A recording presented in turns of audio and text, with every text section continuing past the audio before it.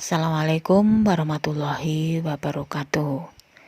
Anak-anak yang saya banggakan, jumpa lagi dengan saya, Ibu Suprihatin, guru kimia dari SMA Negeri 1 Malang. Pada kesempatan kali ini, materi yang akan Ibu sampaikan adalah tabel periodik unsur, yaitu materi kelas 10 semester 1 yang sebelumnya kita pelajari tentang model atom Bohr dan model atom mekanika kuantum.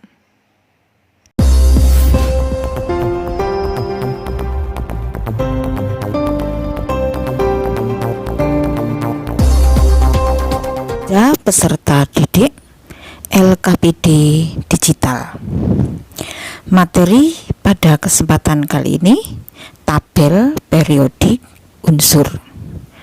Anak-anak, dalam mengerjakan LKPD digital, kalian disarankan supaya tidak lupa untuk mengisi identitas, nama, kelas, dan nomor absen. Berikutnya anak-anak, untuk mempelajari materi tentang tabel periodik unsur, maka kompetensi dasar yang akan kita pelajari pada kesempatan kali ini adalah kompetensi dasar pengetahuan 3.2, yaitu menjelaskan konfigurasi elektron dan pola konfigurasi elektron terluar untuk setiap golongan dalam tabel periodik. Berikutnya untuk kompetensi dasar keterampilan 4.2, menentukan letak suatu unsur dalam tabel periodik berdasarkan konfigurasi elektron. Adapun tujuan pembelajarannya, setelah mengikuti kegiatan pembelajaran ini, diharapkan siswa dapat 1. Menjelaskan hubungan antara elektron valensi dan jumlah kulit yang dimiliki suatu atom dalam konfigurasi elektron terhadap posisi atom dalam tabel periodik. Yang kedua, bisa menemukan kecenderungan sifat periodik dalam satu golongan dan satu periode. Tujuan yang ketiga, menganalisis sifat periodik unsur berdasarkan konfigurasi elektron. Selanjutnya kita masuk ke materi pembelajaran tabel periodik unsur. Sampai saat ini sudah dikenal 118 macam unsur dengan sifat yang khas, yaitu untuk setiap unsur. Jika unsur-unsur itu tidak disusun secara tepat, maka akan mengalami kesukaran dalam mempelajari sifat-sifatnya. Oleh sebab itu, sejak dulu para ilmuwan berusaha untuk menggolongkan unsur-unsur. Berdasarkan penemuannya Moseley tahun 1914 yang menyatakan bahwa sifat dasar atom adalah nomor atom dan konfigurasi elektron. Oleh karena itu, maka beliau menyusun sistem periodik unsur berdasarkan hubungan antara kenaikan nomor atom dengan sifat-sifat kimia yang dimiliki oleh setiap unsur. Sistem periodik yang disusun oleh Moseley disebut sebagai sistem periodik bentuk panjang atau sistem periodik modern. Sistem periodik modern tersusun dari batas-batas horizontal yang masing-masing disebut perioda dan batas-batas vertikal yang disebut dengan golongan. Berikutnya tabelnya seperti ini ya anak-anak ya. Secara garis besar, perioda itu disusun dari kiri ke kanan. Di antaranya adalah pada periode 1 terdiri atas unsur H dan unsur Hi. Untuk periode 2 terdiri atas Li di sebelah kiri hingga sebelah kanan, yaitu 10 Ne. Periode ketiga itu dimulai dari Na hingga Ar. Untuk periode 1 isinya 2 elektron, periode 2 isinya 8 elektron, periode 3 isinya 8 elektron. Berikutnya untuk periode 4 itu berisi 18 elektron. Penjelasannya, untuk periode 1 itu berisi 2 elektron disebut dengan periode sangat pendek.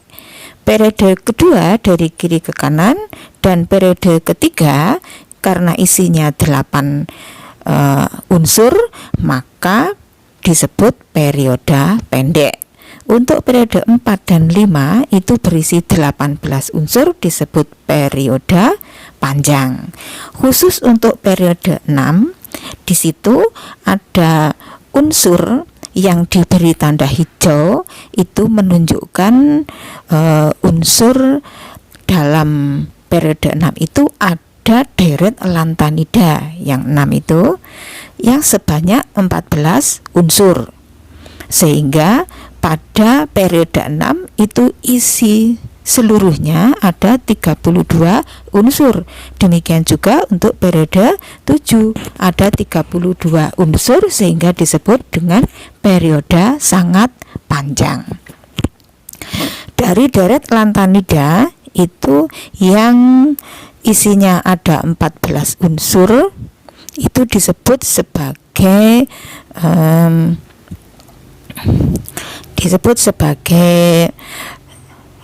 transisi dalam, gitu ya. Jadi secara umum golongan itu ada 2 golongan utama, yaitu golongan A yang terpecah menjadi 2 bagian, paling kiri 1A dan 2A, dan dilanjutkan yang sebelah kanan 3A hingga 8A. Berikutnya yang tengah itu adalah golongan B yang disebut sebagai golongan transisi atau golongan peralihan. Maksudnya itu apa? Peralihan dari sifat unsur dari unsur logam yang sebelah kiri dan sifat non logam sebelah kanan. Berikutnya anak-anak, dalam tabel periodik ini ada yang disebut sebagai diagonal sistem periodik, ya. Diagonal sistem periodik itu dimulai dari yang pojok itu ya, pojok ada B, ada AL, nah itu akan turun naik, nah begitu, nah itu sehingga disebut dengan diagonal sistem periodik. Nah, diagonal sistem periodik itu menunjukkan pembatas antara sifat-sifat unsur logam yang sebelah kiri dan sifat-sifat unsur non logam yang sebelah kanan. Jadi keperiodikan sifatnya itu periodik dari sebelah kiri, logam paling kuat berangsur-angsur lemah sifat kelogamannya hingga mencapai yang paling kanan itu paling kuat sifat non logamnya. Sedangkan di sekitar garis diagonal sistem periodik itu bersifat semi logam atau metaloid. Di antaranya adalah B, Si, Ge, As, Sn, Sb dan Pu. Nah, itu termasuk unsur-unsur yang semi logam. Berikutnya anak-anak, dalam tabel periodik ini disusun berdasarkan kenaikan nomor atom. Mengapa? Karena nomor atom itu menjadi ciri dari sifat-sifat suatu unsur. sehingga dari nomor atom itu dibuat sebuah konfigurasi elektron untuk menentukan sifat-sifat suatu unsur. Nah, lebih jelasnya di sini dijelaskan bahwa periode itu adalah unsur-unsur yang jumlah kulitnya sama ditempatkan pada periode atau baris yang sama. Ya, jadi nomor kulit itu menunjukkan nomor periode. Jadi untuk periode 1 yang berisi H dan He, maka dua unsur itu mempunyai kulit sebanyak 1. Demikian juga untuk periode 2 mulai dari Li hingga Ne, unsur-unsurnya itu mempunyai kulit sebanyak 2, yaitu kulit K dan kulit L. Demikian seterusnya anak-anak hingga terbesar dalam sistem periodik ini sebanyak 7 kulit. Nah, paling bawah sendiri itu ada 7 kulit. Berikutnya untuk golongan, ya. Golongan itu unsur-unsur yang memiliki jumlah elektron valensi sama ditempatkan pada golongan atau kolom yang sama. Ya, diperhatikan di situ ada kotak hijaunya, nomor golongan itu sama dengan jumlah elektron valensi. Nah, jika elektron valensinya 1, maka dimasukkan dalam golongan 1. Elektron valensinya 2 dimasukkan dalam golongan 2. Sehingga untuk menentukan letak unsur dalam sistem periodik itu kita harus membuat konfigurasi elektron. Gitu anak-anak ya. Jadi mulai dari kiri itu 1A, maka elektron valensinya 1. Berikutnya kalau 2A, maka elektron valensinya 2. Kemudian kalau 3A, elektron valensinya 3. Nah, sekarang bagaimana supaya bisa membedakan di situ antara golongan A dan golongan B? Nah, ini anak-anak ya, hubungan letak unsur dengan konfigurasi elektron pada keadaan dasar.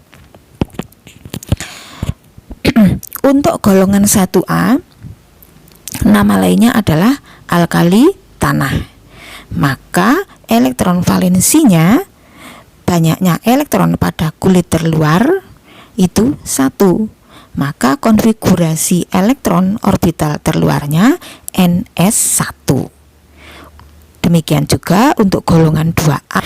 Demikian juga untuk golongan 3, yaitu nama lainnya adalah golongan boron, mempunyai elektron valensi 3 dengan konfigurasi terluarnya Ns2 Np1.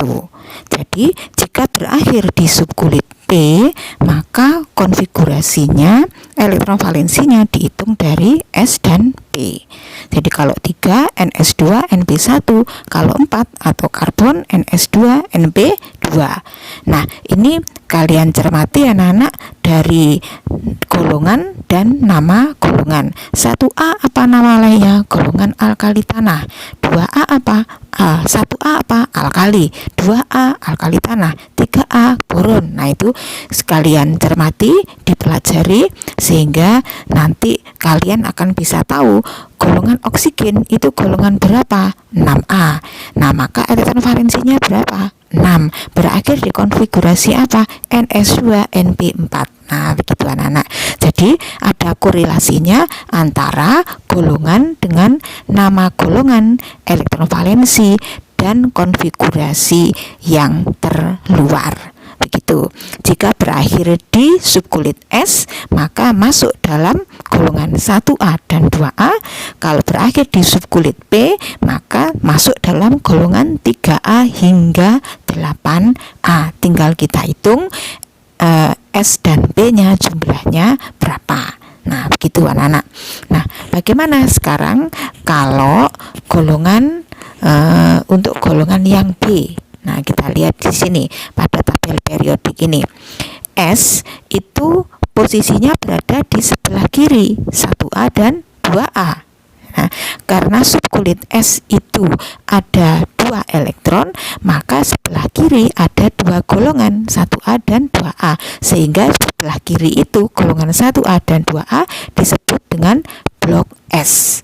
Sedangkan yang sebelah kanan itu 3A hingga 8A itu terdiri atas 6 unsur. Nah, 6 unsur ini merupakan menempati subkulit B yang maksimum berisi 6 elektron. Jadi jika suatu elektron sudah menempati S, maka dilanjutkan dengan menempati P. Nah, begitu anak-anak ya. S maksimum 2, P maksimum 6. Nah, itu ada korelasinya dengan tabel periodik unsur. Gitu. Nah, bagaimana dengan suatu elektron yang berakhir pada subkulit D? Nah, subkulit D itu posisinya di antara golongan 2A dan golongan 3A. Sehingga golongan D, blok D ya, blok D itu disebut juga dengan blok peralihan ya, peralihan atau transisi. Nah, sekarang bagaimana cara menentukan golongannya? Untuk golongan 3B itu konfigurasi elektronnya ditentukan oleh 2 subkulit terluar, yaitu NS dan N-1D. Itu kita hitung S dan D-nya. Jika NS2 N-1D1, maka S2D1 itu kita total 3, maka golongannya 3B. Kalau NS2 N-1D2, S dan D-nya di total 4, maka golongan 4B. Nah, begitu anak-anak, dihitung elektron yang menempati di subkulit S dan subkulit D. Nah, yang perlu diperhatikan di sini, jika S dan D totalnya 8, 9, 10, maka dimasukkan dalam golongan 8B. Jika NS dan D itu totalnya 11, dimasukkan dalam 1B, dan kalau totalnya 12 dimasukkan dalam golongan 2B. Nah, bagaimana sekarang jika suatu konfigurasi itu berakhir pada subkulit F? Nah, jika suatu unsur itu konfigurasinya berakhir di subkulit F, maka dimasukkan dalam golongan 3B. Gitu. Jadi dimasukkan dalam golongan 3B berapapun elektron yang menempati subkulit F. Nah, begitu anak-anak ya. Kita lihat di tabel periodik berikut ya. Nah, ini subkulit F itu dimulai periode 6. Jadi periode yang mengandung subkulit F itu ada di periode 6 dan periode 7. Nah, jadi di sini pada tabel periodik unsur itu ada 4 blok ya, sesuai dengan subkulitnya ya. Sebelah kiri disebut dengan blok S yang terdiri atas 2 golongan, kemudian dilanjutkan ke kanan itu adalah blok D, yang di dalamnya blok D itu ada blok F yang terletak pada periode 6 dan periode 7. Jadi semua unsur yang berakhir konfigurasinya di subkulit F langsung saja ditembak mempunyai atau terletak di golongan 3B. Jadi pada tabel periodik ini urut dari kiri ke kanan bloknya itu ya, S, D, P. Nah, begitu ya. Kita awali dari periode 1. Periode 1 itu apa? S. Periode 2 dari kiri ke kanan SP. Periode 3 dari kiri ke kanan 3S, 3P. Periode keempat, nah baru periode keempat itu ada subkulit D. Dari S ke D itu turun 1, jadi 4S, 3D, 4P. Nah, berikutnya kalau urut dari kiri ke kanan, demikian juga periode 5, 5S, 4D, dan 5P.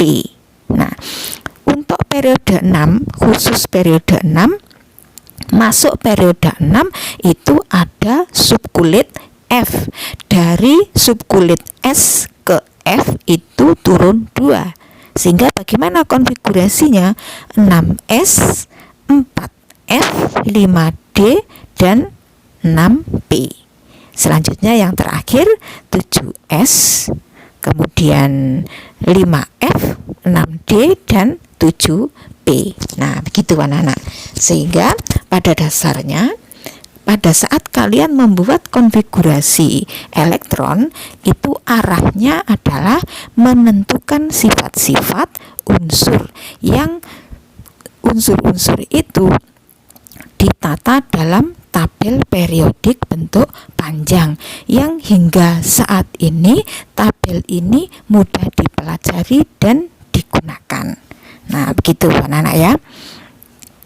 Kita lanjutkan sekarang ke latihan soal ya. Latihan soal yang pertama, perhatikan tabel berikut. Nah, itu pada tabel di situ diberi inisial dari masing-masing unsur, yaitu A, B, C, dan seterusnya. Maka pertanyaannya, sebutkan kelompok unsur yang segolongan yang terdapat pada tabel di atas. Nah, kita tahu anak-anak bahwa unsur-unsur yang segolongan itu mempunyai sifat-sifat yang mirip dan diletakkan dalam lajur vertikal ya. Maka di sini yang segolongan itu apa? Yang vertikal A dengan F. Nah, itu segolongan. Yang segolongan lagi itu apa? B dan I. Berikutnya lagi apa? K, L, N. Dan yang terakhir adalah C dan M. Nah, itu unsur-unsur yang segolongan. Selanjutnya untuk yang nomor 2, sebutkan kelompok unsur seperioda yang terdapat dalam tabel di atas. Nah, kita tahu tadi bahwa unsur yang seperioda itu ditata dalam lajur horizontal dari kiri ke kanan. Maka pada tabel tersebut dari kiri ke kanan yang seperioda itu unsur apa saja? A, B, KC. Nah, itu terletak dalam satu perioda, satu deret. Nah, gitu maksudnya ya. Itu periode berapa? Untuk menentukan periode, letak periodenya ya kita hitung dari atas ke bawah. Maka periode 2 itu isinya A, B, KC. Berikutnya untuk periode ketiga itu DE. Begitu ya, dan seterusnya. Berikutnya untuk pertanyaan yang ketiga, bila B itu mempunyai nomor atom 7, berapakah nomor atom G? Nah, tadi dijelaskan bahwa tabel periodik bentuk panjang itu unsur-unsurnya ditata berdasarkan kenaikan nomor atom. Maksudnya itu apa? Dari kiri ke kanan nomor atomnya semakin besar, maka kita hitung saja. B nomor atomnya 7, kita hitung ke kanan ke bawah, ke kanan ke bawah itu kita hitung saja urut dari B ke K ke C itu urut B7 ke kanan ya, 7, 8, 9, 10, 11, 12, kemudian ke kanan lagi 13, 14, 15, 16, 17, 18, kemudian ke bawah lagi 19, 20, 21, 22, 23. Nah, jadi unsur G itu nomor atomnya 23. Nah, begitu anak-anak ya. Untuk selanjutnya, nomor berikutnya kita lihat soal selanjutnya anak-anak. Untuk yang D, sebutkan 4 kelompok unsur yang mempunyai kemiripan sifat. Nah, ini ya, kemiripan sifat itu korelasinya dengan golongan. Maka ada korelasi antara pertanyaan A dan pertanyaan D, bahwa unsur-unsur yang terletak dalam satu golongan itu mempunyai kemiripan sifat. Sehingga ini yang mempunyai kemiripan sifat itu apa? Yaitu A mirip dengan F. Berikutnya lagi B mirip dengan I. Selanjutnya K mirip dengan L mirip dengan N. Kemudian yang terakhir C mirip dengan M. Nah, mirip itu bukan berarti sifat-sifatnya sama ya, tapi mirip itu hampir sama. gitu anak-anak ya. Sehingga untuk menentukan sifat-sifat dari suatu unsur, kita bisa melihat tabel atau kita bisa menuliskan konfigurasi elektron. Begitu. Selanjutnya untuk pertanyaan berikutnya akan kita lihat.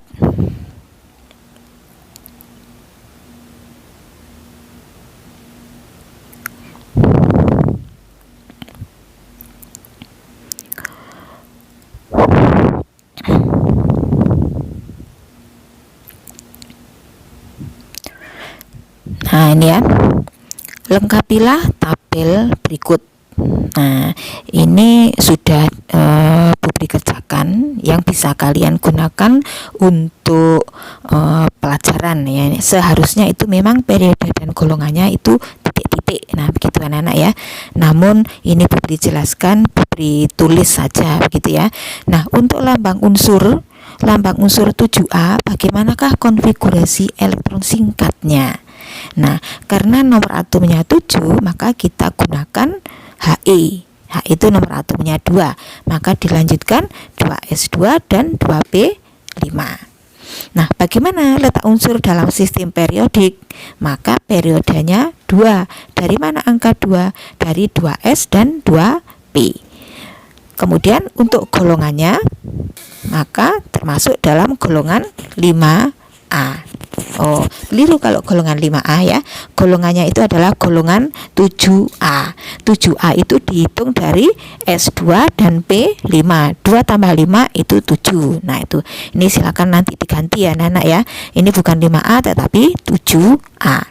Selanjutnya untuk nomor 2, 29D. Itu konfigurasi singkatnya kita pakai AR. Setelah AR maka dilanjutkan 4S1 3D10. Mengapa 110? Karena 4S2 3D9 itu kurang stabil, maka satu elektron yang ada di subkulit S tereksitasi ke subkulit D sehingga susunannya menjadi lebih stabil, 4S1 3D10. Nah, periodenya kenapa periode 4? Karena kulit terluarnya sebanyak 4 dan golongannya 1B. Kenapa B? Karena berakhir pada subkulit D. Nah, selanjutnya untuk 60E itu kita pakai XE 6S2 dan 4F4. Nah, ini konfigurasinya berakhir pada subkulit F. Maka kita tembak saja masuk dalam golongan 3B. Berapapun elektron yang menempati subkulit F, maka dimasukkan dalam golongan 3B. Selanjutnya periodenya itu periode berapa? Kita pilih yang elektron paling luar. Berapa? 6. Sehingga periodenya adalah periode 6. Begitu anak-anak. Yang terakhir adalah 78F. Nah, F ini bukan F fluor ya, tapi F ini adalah F suatu unsur inisial gitu ya. Kalau 78 maka kita pakai XE 6S2 4F14 dan 5D8. Sehingga anak-anak karena berakhir pada subkulit D, maka golongannya kita hitung dari S dan D. Berapa? 2 dan 8, 10. Jika SD totalnya 10, masuk dalam golongan 8B. Nah, kita sampai pada sebuah kesimpulan ya. Ada 4 kesimpulan. Yang pertama adalah sifat-sifat unsur berkaitan dengan konfigurasi elektron. Unsur yang memiliki konfigurasi sama memiliki kemiripan sifat. Dalam satu periode, sifat atom dipelajari dari kiri ke kanan. Dalam satu golongan, sifat atom dipelajari dari atas ke bawah. Nah, itu anak-anak. Sekarang kita masuk ke uji kompetensi.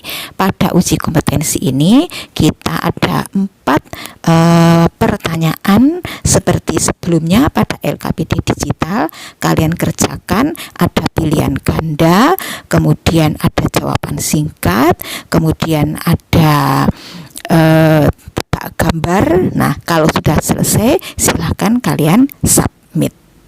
Demikian, assalamualaikum warahmatullahi wabarakatuh.